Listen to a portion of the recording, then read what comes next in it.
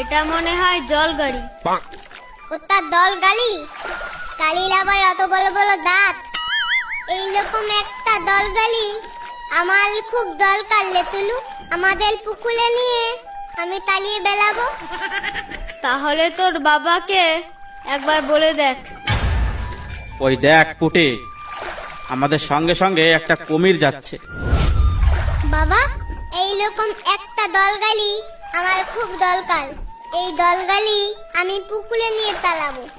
গুড্ডু কি বলছে রে রমেশ? তোর ছেলে জল গাড়ি নেবে রে, জল গাড়ি নেবে।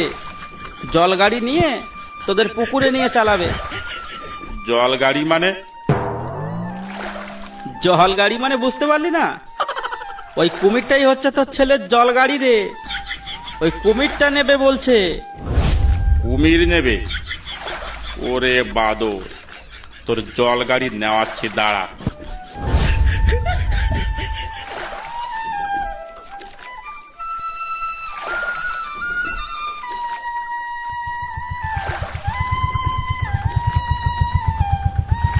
পুটে, ফরেস্টারের বোট আসছে।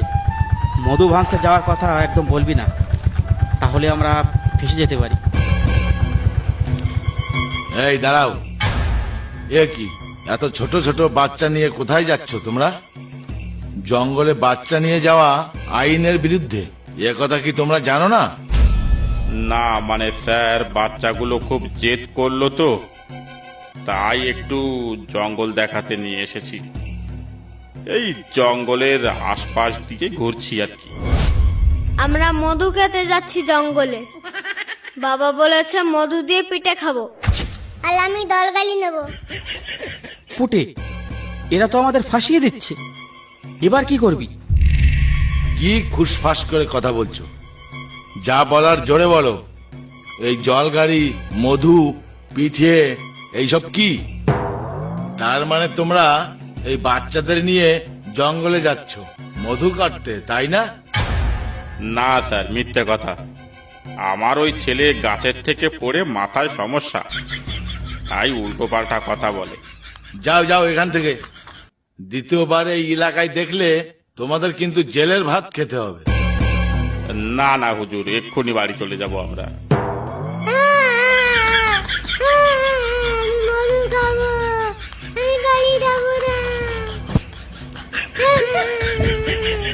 নাও, তোমার এই পাগল ছেলেকে সামলাও আর চুপচাপ বাড়ি যাও। গুড্ডু, তোকে ওই লোকটা পাগল বলছে। ওই লোকটা আমাকে পাগল বলতে? ওই লোকটার বাপ পাগল। এসব কি বলছে তোমার ছেলে? ও ও কিছু না স্যার, ওই যে বললাম না, গাছের থেকে পড়ে গিয়ে মাথায় সমস্যা। যাও যাও, এইসব মাথা খারাপ ছেলে পেলে নিয়ে বাড়ি যাও। এই তো স্যার, এক্ষুনি যাচ্ছি।